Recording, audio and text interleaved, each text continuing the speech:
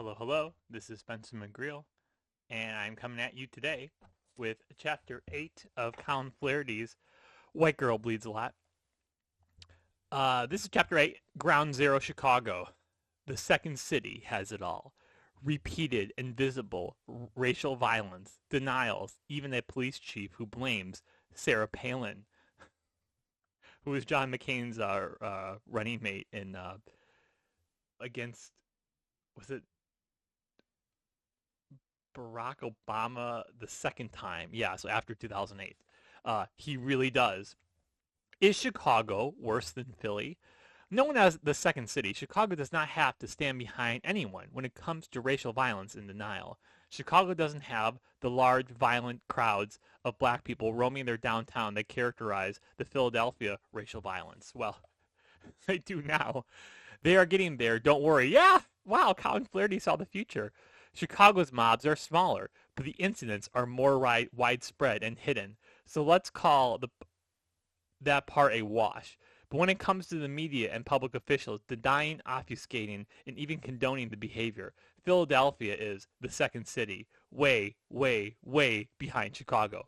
Racial violence is so common in downtown Chicago that now some people call it Chicago undefined.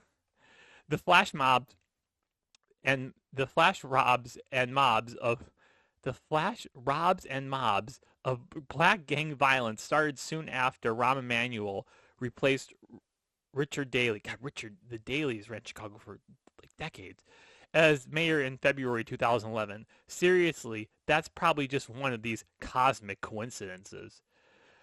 In April 2011, 70 black people stormed a McDonald's, creating what newspapers called a mystery disturbance, and what cops call nothing at all. Even the Chicago Sun-Times had a problem with what they learned about it months later. Both the Chicago Police Department and Campus Safety believe this activity is related to the same group of individuals who have attempted to create havoc in the area before, wrote Robert Fine, the director of campus security for Loyola. I've been to Loyola. And veteran Chicago cop. In February, we alerted you to a similar incident in which these flash mob offenders allegedly committed thefts within local retail stores around Water Tower campus community. The offenders exit the Chicago Red Line. They go to various shops and restaurants, usually clothing stores, and then storm the stores, taking many items as they can carry. Incidents seem to occur most often on weekends between 5 p.m. and 11 p.m. Chicago police say Sunday was no big deal. There was a large crowd, said CPD spokesman. Officers at the 18th District went and dispersed them. There were no arrests. And the restaurant closing for 3 hours, they voluntarily closed. There are no arrests on part.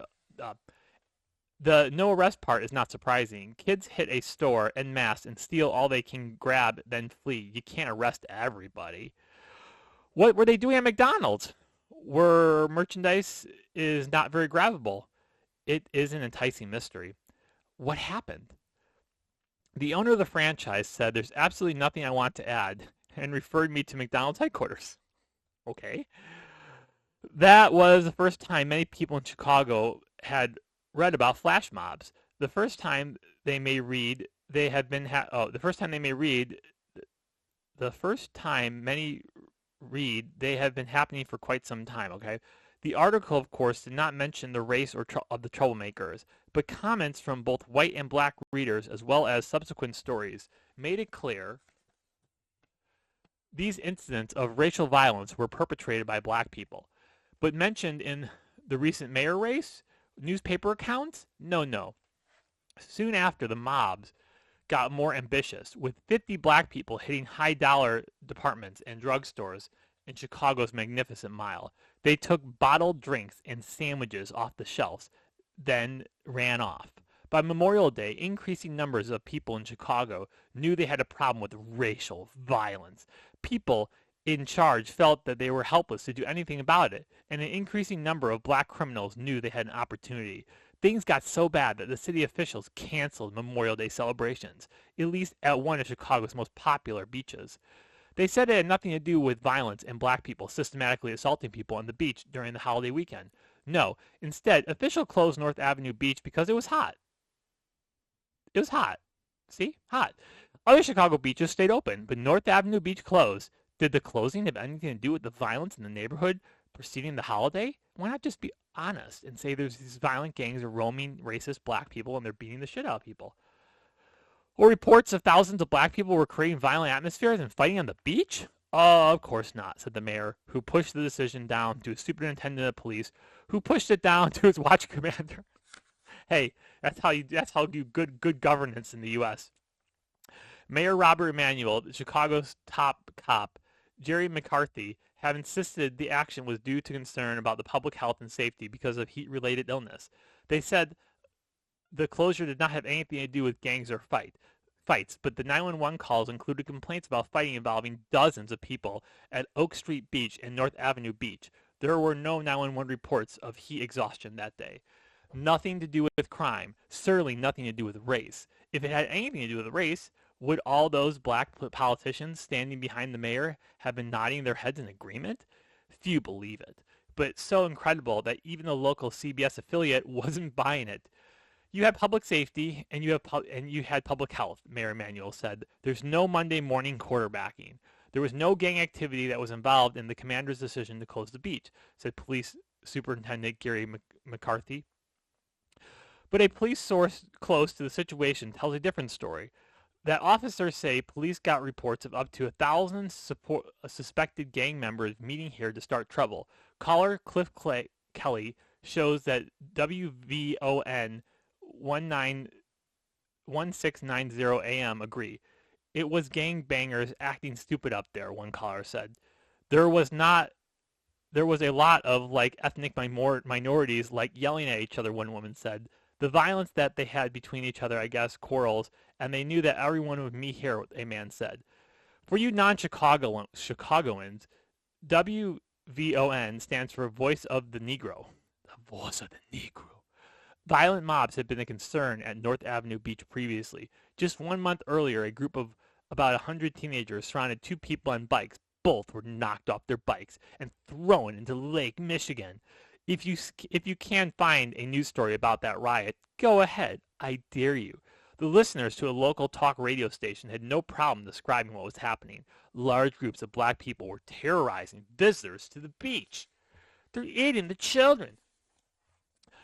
Listeners to WLS Radio, Don Wade and Ramon show reported seeing dozens of gangbangers pushing people off their bikes. One caller said that those that were causing the havoc were not dressed for the beach and looked like bad elements, quote unquote. During an interview with WLS Radio, Bill Cameron, Chicago Police Superintendent Gary McCarthy denied the report, saying that neither gang activity nor violence played any role in the closing. Well, this is frustrating because they called a radio station, or if they called a news reporter, nobody ever calls 911 to report that, McCarthy said. We reviewed the calls that occurred from 1 o'clock the day at North Beach, and there were 19 calls for service. Of those 19 calls, one of them was for a disorderly group of kids or youth. That hardly represents out-of-control gangbangers permeating and disturbing the peace on the beach. But that's hardly what happened that day. WLS Radio secured a collection of 911 tapes from that day in 2011 from the Chicago Office of Emergency Management and Communications, the OEMC. The tapes contradict what the police superintendent said and confirm what listeners reported. There were numerous reports of violent activities on the beach that day. During one call, a woman tells an emergency responder a fight broke out on North Avenue Beach where she noticed minimal police presence.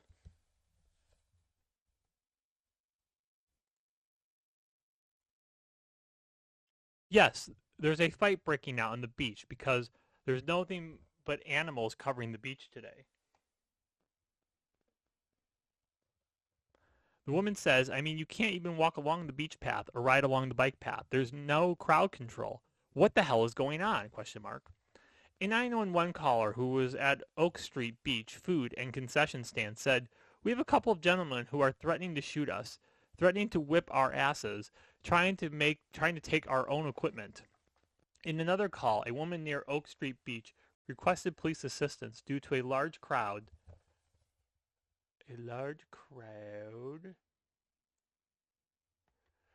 due to a large crowd of kids fighting. We need immediate police officers on the scene. I believe this is a fight, the caller said. The dispatcher asked her how many people were fighting, and the woman said, it's a crowd, a huge crowd of kids.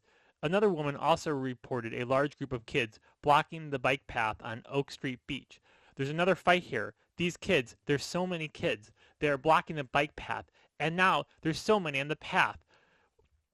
When the dispatcher asked how many individuals were involved, the woman responded, I'd say 30 or more. Another caller reported approximately 30 individuals from Oak Street Beach attempting to cross Lakeshore Drive near the Drake Hotel. The Drake. Heading north on South Shore Drive, coming out of the S-curve right near the Drake Hotel, and there are people literally trying to run across Lakeshore Drive, the woman said. I almost took out two of them because they're jumping the fence at the beach and they're trying to run across the Lakeshore Drive. Emergency dispatchers also handled numerous calls of people reporting stolen purses, bicycles, and other property. In the days following the decision to clear the beach, Mayor Rahm Emanuel issued a response saying police made the correct decision. You have a series of phone calls coming in from a single beach about heat. It's the first real hot day we've had. The police, in judgment with the paramedics, made a decision that for the paramedics to do their jobs, the beach needed to be closed. If they didn't have those phone calls, the beach would have stayed open, Emanuel said. One day after Emanuel blamed a surge of calls about patrons suffering from heat exhaustion for the beach closing, McCarthy stood at the mayor's side and agreed. Asked point blank what the role, if any, violence played in the closing, McCarthy said, without hesitation, none. One of the witnesses to the Chicago beach riots talked about the attacks. Amy Schwartz of NBC Chicago, about how she saw a woman being beaten and kicked while mobs stood by and cheered. She said she heard of other 911 calls about people being rude and intimidating and abuse. Several news accounts of the event featured black activists who worked on anti-gang programs. While they never mentioned the 800-pound gorilla in the room, it's clear from the readers' comments and others' information that the North Avenue beach riot was black people behaving badly. By June 6, 2011, you might think that the mobs became more violent. That would not be true. The truth is they just became more visible, and news of the frequency and unreported attacks from the previous year started leaking into the local press reports. Police sources say they have been aware of large groups of teens causing trouble along North Michigan Avenue for at least a year. One source said that the fear is the attacks could become more frequent as the weather gets warmer. Whoa, don't go past this. Large groups of teens have been causing trouble for a year, and this is the first the newspaper reports it. A 1 year crime wave, and the paper is doing the sources said thing? Come on, man. Insert your own expletive or experience here. The newspapers either knew what was happening and did not report it, or did not know. I can't figure out which is worse. Despite the best efforts of the mayor of Chicago papers to keep a lid on the facts that a wave of racial violence was sweeping their city, the readers of the stories were not having any part of it. They demanded the papers tell the truth about the frequency of the attacks, the extent of the violence, and the race of the attackers. There is no doubt that some folks go over the top when talking about a newspaper's refusal to describe the race of the criminals, but lots of other folks just want to know, why don't you describe the race? What is the paper trying to hide? And in response to the Chicago Tribune closed the messages in response the Chicago Tribune closed the message boards because of excessive violations of the Tribune's comment policies. Translation: too many people asking too many of the wrong questions. Shutting down the message board might have worked, except for one thing. There were more racial attacks. They exploded. News from Chicago universities, gay neighborhood, wealthy downtown districts, buses, beaches, parks, and other areas were all the same. Black people committing violence seemingly at random. And oh yeah, it had been going on for a while. It wasn't until they started targeting tourists, though. The tourists, think of the tourists, that the paper seemed to start realizing the city had a problem with mob violence. A doctor from Seattle in town for a medical convention was beaten and robbed by a mob of 20 black people. Oh boy. Oh boy. Hold on. Remember, gotta make a note. Seattle. This is when they start realizing they have a problem. 20 black people. The Chicago Tribune opened its eyes, at least a little. I think it reflects badly on Chicago, said Dr. Jack Singer, 68, a Seattle oncologist who was one of two victims in town for a convention of cancer specialists at McCormick Place. I've been coming to the convention every year, and this is the first time I've ever felt threatened downtown. The outbreak of random violence along a busy stretch of Chicago Avenue and the lakefront creates a sensitive issue for the city officials eager to boost tourism and convention business. No matter what, we have to remember this isn't just about downtown residents, but about our tourism economy, said Ald. Brendan Relly, whose 42nd ward encompasses most of the downtown business district, perceptions is reality in the tourism world. There are economic consequences if people think downtown isn't safe. The attacks occurred around 8:30 p.m. Saturday. Moments after a group of teens wrestled with Singer over his iPad and BlackBerry, members of the same mob attacked a 42-year-old doctor visiting from Japan. Oh no, not Japan. The doctor was beaten and robbed of his iPad Touch while walking in the 700 block of North Lake Street Drive. North Lake Street Drive, authorities said. He looked like he had no idea what had happened, Singer said. The Japanese doctor who rode with him in a squad car while helping police search for the assailants.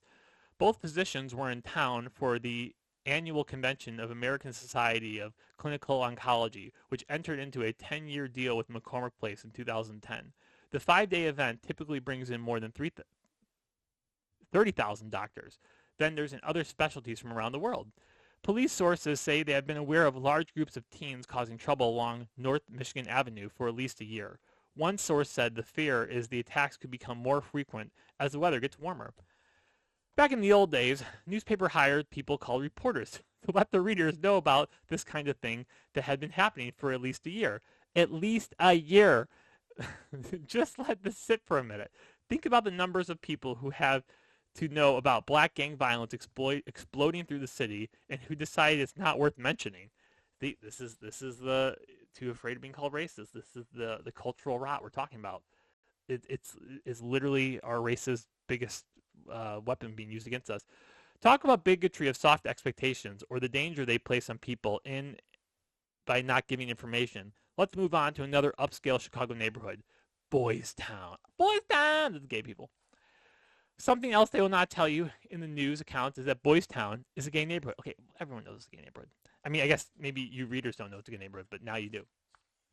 In July 2011, a man spilled a drink on another man. Ooh, a drink of cum. Oh, no, excuse me. That's obscene. The man who got wet was part of a large gang of black people. I spilled my drink on a large gang of black people. The soon-to-be victim, Reuben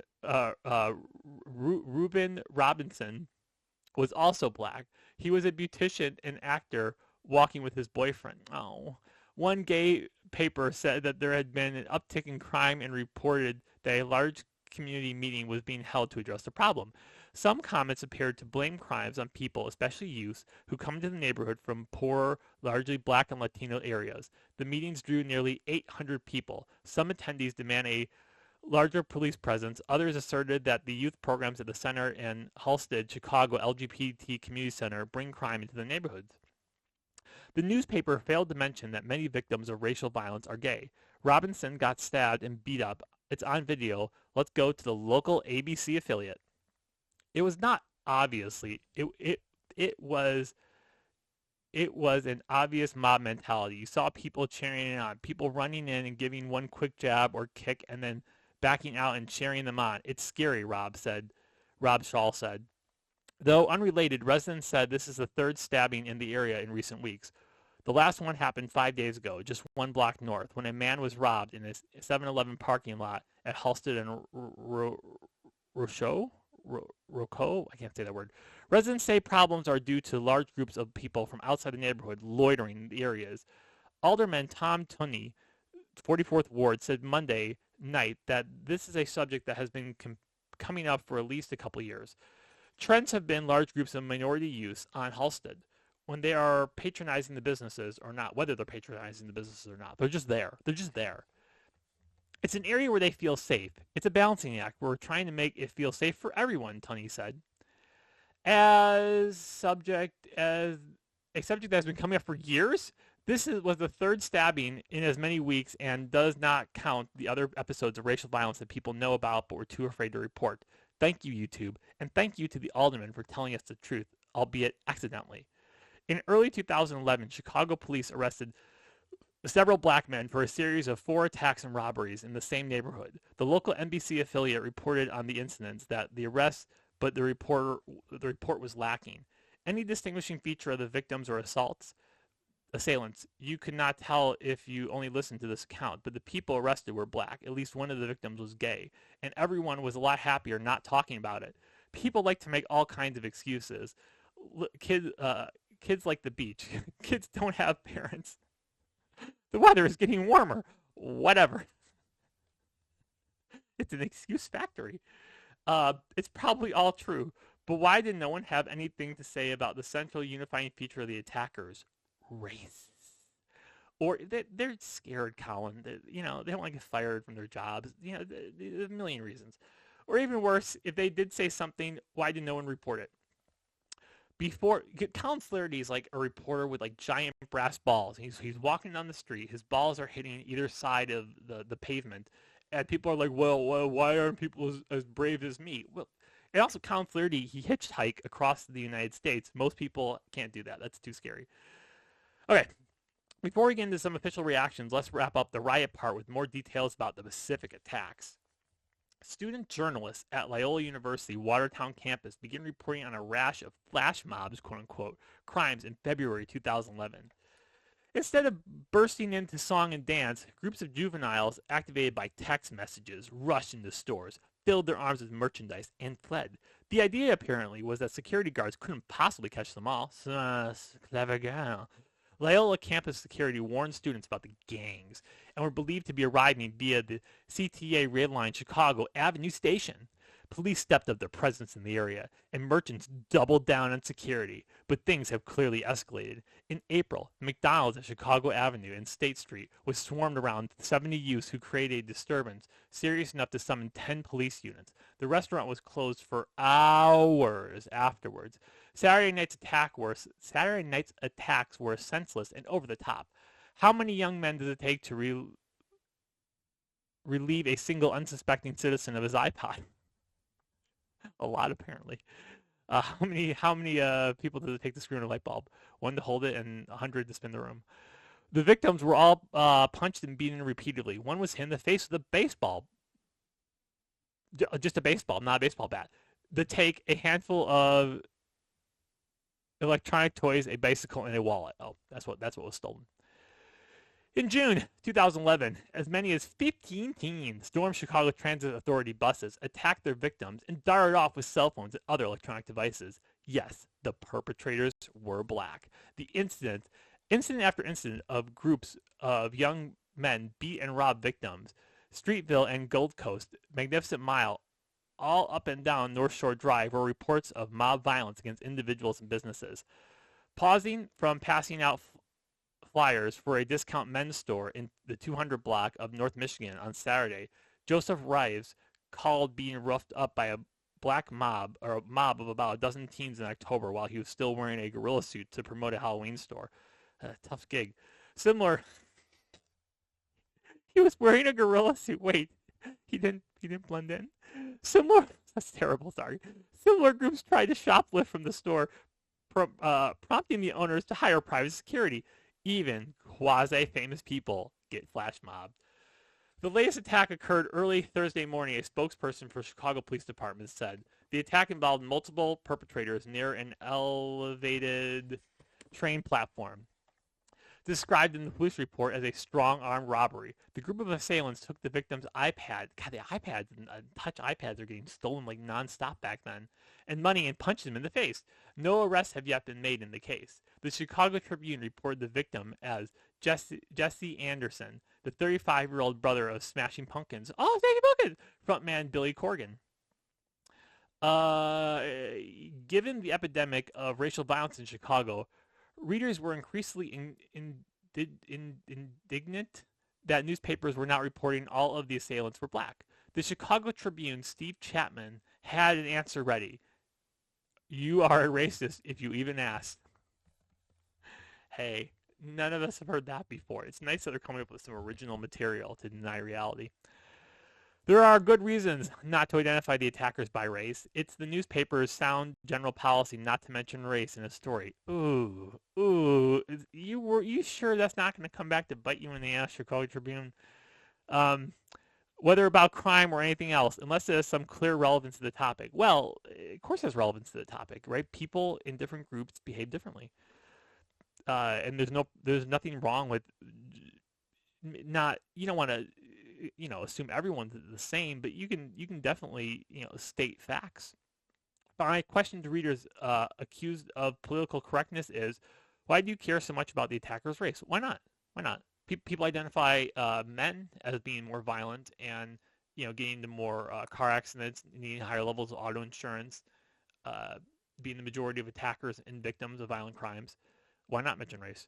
If you fear or dislike blacks, I suppose it would confirm your prejudice. Prejudice. There's that word, prejudice. Is it really prejudging? You know, the cities that have the most black people in them, are they really prejudiced against black people, or are they interacting with black people every day and that forms their opinion of them, right? Prejudice exists, or prejudging people exists, where people only get their opinions about black people fed to them electronically, right? You see the nice black guy down the road and blah blah blah, and you're not actually interacting with black people. You're just interacting with a facsimile of them. That's prejudice. Yeah.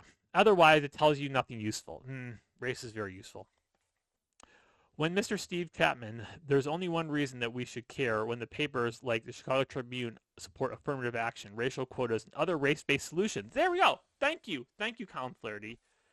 Other race-based solutions to very difficult problems. Asking for the paper to identify the assailant is one way of asking, how's that working out for you? This is why Colin Flaherty is smarter than me. What a good comeback. On more practical levels, giving the details may help someone avoid being a victim of the next mob attack. Let's take the flip side. What if a bunch of Mormons or Methodists pulled out of church and went on violent rampages? Would that be a story? Even Chapman of the Chicago Tribune could not miss that one. Another Tribune genius weighs in, labor mightily, and brings forth the same mouse. All the riders are black, Mary Schmitz concedes, but they were motivated by robbery, not racial animus. That makes it better. Saith the mind-reading genius at the Chicago Tribune. Saith. Besides, not all the victims are white. That proves it was not a race riot. We did it. Once again, confusing victims with perpetrators. Sarah Palin did it.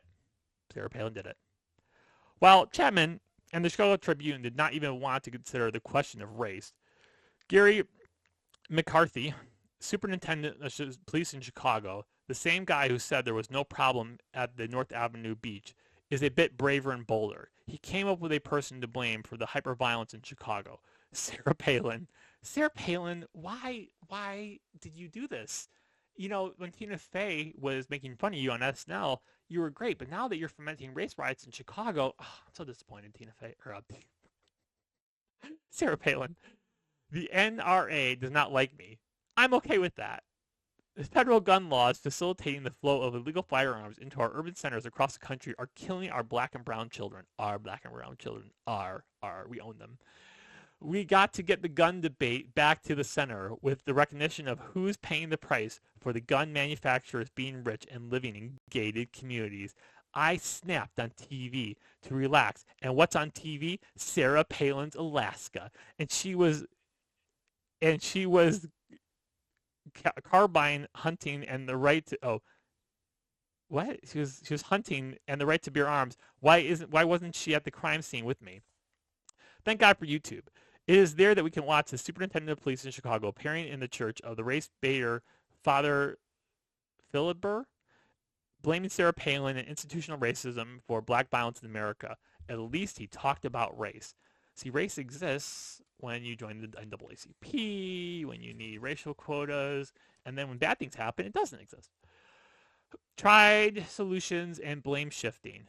Without YouTube, we would not have heard from Bobby Rush, the Chicago congressman, with the distinction of being the only person to ever defeat Barack Obama in an election. And at one time, big dog in the Black Panthers. I voted for Obama the first time when I was a liberal in college. And then I voted for a mayor in Chicago, and that was the last time I voted. And boy, do I regret voting for Obama.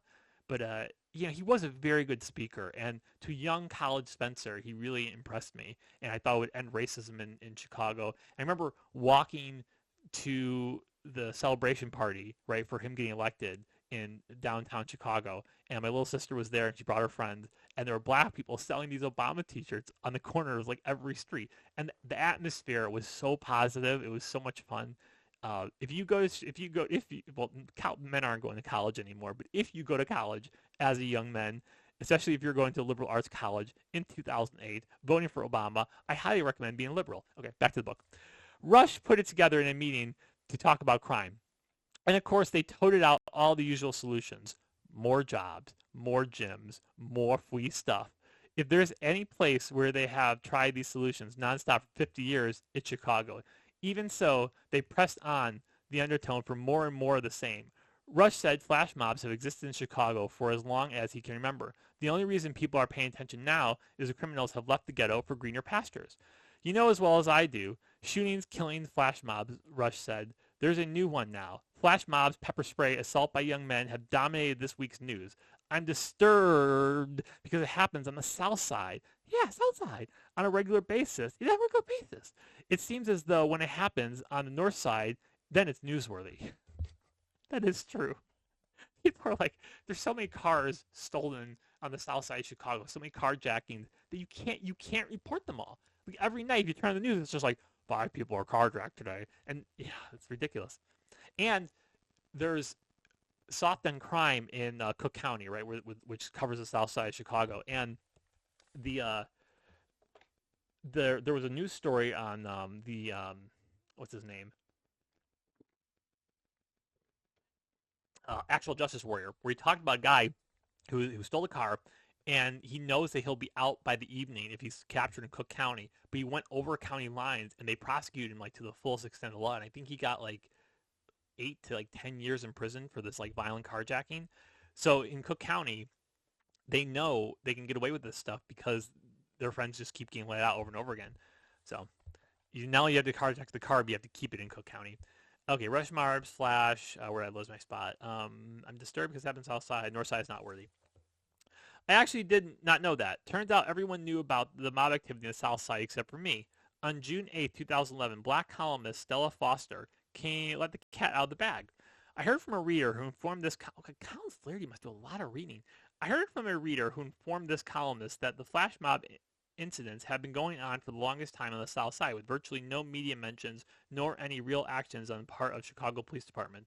The reader told me that the certain drugstores and supermarkets have been attacked by a group of young males who would congregate in the parking lots of these businesses, walk into the stores, take what they wanted, and then boldly walk out and jump on bikes for their getaway. When the readers asked why the store's employees didn't call the police, the response was, "We stopped calling the police because it happens so frequently that the police stopped responding." Doing your job is hard. I know this is a big challenge for the Chicago Police Department. I have a cop friend who just recently stopped being a Chicago cop. She's so happy. She moved out to Yellowstone, and now she's a Yellowstone cop, right? Like pulling people over for speeding tickets, helping get stuff out of that falls into the geysers, stuff like that. Much lower stress, job. A lot of good stories though. It's a big challenge in the Chicago Police Department, but more policemen will have to spread out and be more visible in patrolling the city, not just the Gold Coast and the Loop areas. I am sure Mayor Robert Emanuel will now play games with these thugs. And remember, decent law-abiding African Americans are victims too. Of course, yes, big victims, right? Most of the violence in the African community falls in the African community. I'm glad that Colin Flaherty doesn't shy away from that in this book, right? Even though there is this overall sense of like racial animosity in this book, like from black mobs towards white people, and those attacks are shocking. I think they really bother like the nice white person, right? That is slowly kind of coming to the realization that coexistence is going to be a lot more challenging than we thought. The overall violence that occurs in the black community occurs in the black community, right? It's not coming out from the black community. It's just that there's a lot more black people sawing white people than white people sawing black people.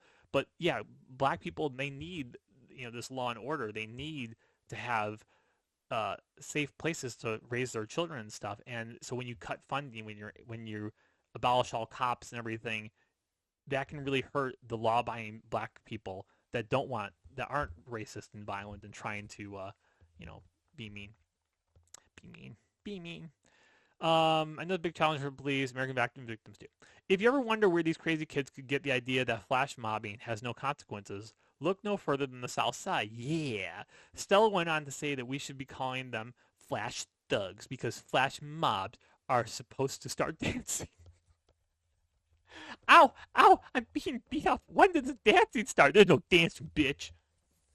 In June 2012, it started up again. Black mobs were under investigation in at least 5 violent incidences in downtown Chicago in a 2-week period, according to the award-winning police blog Second City Cop, where may be 25 or more incidents of mob violence and lawlessness that week alone that were never reported. In June 2012, shortly after, the Chicago Blues Festival, ended in 9:30 p.m. A mob attacked an out-of-town visitor and left him with a broken jaw. 7 juveniles ranging in age from 13 to 16 were charged with felony mob action in connection with an attack in downtown Chicago. 30 minutes later, another mob in a nearby subway attacked a man trying to protect his wife from theft and assault. The Chicago Tribune reported that the police said the woman dropped her iPhone and one of the teens picked it up. The husband told the teens to give it back. And the group attacked him, pushing him to the ground and punching him and kicking him. Punching and kicking. The paper published pictures of the assailants. All of them were black, and none of them have been arrested or identified. Now they wouldn't do that, right? Now they're so careful about releasing like these mugshots, right? The next day, in 2010, a doctor at Chicago's Northwestern Hospital was beaten by a mob. It was the second attack on a doctor in the area in 10 days, and all the suspects were black, though the victim told the Chicago Tribune race had nothing to do with it. Of course, you have to add that, right? I mean, it's to the point now where you have families being killed by, violent black people, and they're like, it's not about race. Well, make it about race. Who fucking cares at this point? I only wish my doctor were a mind reader as well. Nice one, Colin. The Chicago News Report provides details of similar assaults for the following weekend. Saturday, Chicago police officers were kept busy trying to control huge crowds of unruly young African Americans in the city's increasingly violent downtown area. Separate groups of nearly 200 people were responsible for several disturbances and at least one robbery in the area. The beat reporters are not connecting the dots, and 3 Chicago columnists are doing everything they can to deny the dots even exist. In June 2011, Tribune columnist Mary I can't say this name, Shimitz, recounting the black mob violence at the time, said there's another fact that you also know, but it's one you haven't read in the Tribune or seen explicitly stated by most of the official media. The young men were black, which of course has nothing to do with anything, she said. Not that there's anything wrong with that. And besides, she said her friends worry about how reporting the race of criminals will reflect on all good black kids. No, it won't. I like good black kids. I want more good black kids. Let's keep the good black kids coming. People don't want to be forced into association, right? That's the problem. People don't want to have to be forced to be friends or be around people they don't want to be around. You definitely don't want to be around people or groups of races that hate you. That's more what it comes down to, guys. Jeez Louise. It's so complicated. You can't have your own space, white man. Fuck you. A steady stream of headlines tell the rest of the story. Random attacks cause concern in Chicago. You see how the media gaslights people, and it makes it hard to, suss out the facts. You need to have an informed public if you're going to have a democracy work. Random attacks caused concern in Chicago. Chicago Tribune. Police Sergeant Gary McCarthy vows to hunt down quote-unquote flash mob suspects. Chicago Sun-Times. Officials. Flash mobs already plague South Side. CBS Chicago. See, if this was gangs of violent black people or white people, you'd never see headlines like this. They would mention the race right away. They're pissing on us and calling it rain. Four robbed, attacked by mob of young men in Streeterville, Chicago Sun-Times. Teen mob suspected in downtown assault, Chicago Tribune. Boys mugged by a group of teens near Oakville Transportation Center. Oakville Transportation Center, Chicago Sun-Times. The list goes on and on. So does the list of university sports teams, retail associations, hospitals, and others who have warned their employees and customers that downtown Chicago is now a dangerous place. Columnist Mary Mitchell grudgingly acknowledged all the mob attacks are black. Mitchell doesn't like that much, but she insists race has nothing to do with it. She says the attackers are from the suburbs and don't blame Chicago. Don't blame Chicago. They're from the suburbs. They're the violent suburban kids. Okay. Yet she openly worries that her grandchild goes to a school with too many white children. Oh, my God. Too many white children. Look at this. Look at this open racism by Mary Mitchell. You are too many white children, huh? Should I worry if my grandkid goes to a school with too many Asians? When city officials and Chicago media stumble over each other to deny racial violence, at least one black Chicago alderman figures if you can't beat them, join them. Chicago. In June, Alderman Anthony Bale said that if the Metro, the city transportation agency, does not hire some more minorities, whites are minorities, people are going to get hurt. What? Did he really say that? Oh, there's a okay, I guess it is annotated. Even the Sun-Times could not ignore that. The headline said, Bale predicts violence if Metro does not hire more minorities for rail project. Yo, where's your minorities in this rail project? I see you lack a few minorities here.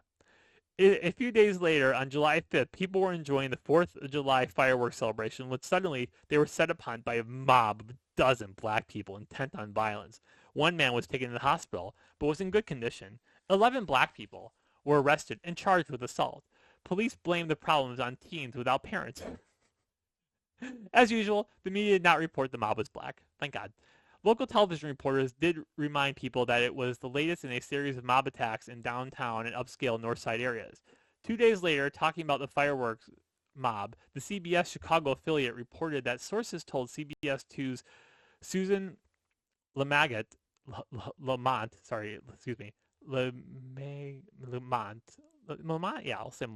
17 people were arrested overnight for other mob attacks across the city. On July 6, Chicago police issued a warning to tourists and locals about the violence taking place downtown by black people. 1 year after the first edition of this book, and the police superintendent is at it again, this time during a panel discussion on WCGL-FM radio. On June 2012, he addressed the crowd and he knew police had done a lot of quote-unquote wrong. He then blamed the pilgrims. What? Can't read this book. He then blamed the pilgrims for the plight of the African Americans. I love this denial, deflections. I mean, whites need to use this as like an instructional manual. It's such like it's like a maze within a maze or something like that. If you can figure out what he was trying to say, let me know. And these people keep their jobs, right? I don't know if you fellow racist, toiling away at your whatever job because no one will hire you. Just think about this. Like, you have to think about these people that are going on TV, talking about how the white race needs to be exterminated, how their children go to schools with too many white kids, and think of this constant wagging finger in your face forever until the day you die. That's what you have to deal with. In November 2011, 6 black men kidnapped and raped a 14-year-old girl on her way to school. No pilgrims are under investigation at this time. Police said the assault happened a day before a separate assault on a 14-year-old girl, this time near President Barack Obama's house in Hyde Park. God.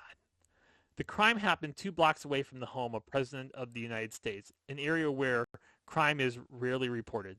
If something happens near Obama's house, we rarely report it, said a member of Chicago Police Department who patrols that area. We usually just call it vandalism, and that's the way they want it. The Chicago cop seems to feel that if he let me print his name, he would get fired. Crazy, huh? When I visit Chicago, they take me around town. They seem to think I need protection. Let's see how I did at WVON, Chicago's largest black radio station. Whoa! And next time, we're going to be reading Chicago, the sequel, How to Get Kicked Out of a Black Radio Station by Colin Flaherty. Thank you so much for spending some time with me today. I really appreciate it. Please like and subscribe. Look forward to the next part of the reading. And very soon, I will be getting to the Jew book. Where is it? Here it is. Behind Communism. It's I've only read parts of this book, so it'll be fun to see like if they cover all the connections between Jewish and communism. Also, I'm going to really have to practice pronouncing some of these Jewy names. All right, that's all. Bye bye. Thanks again.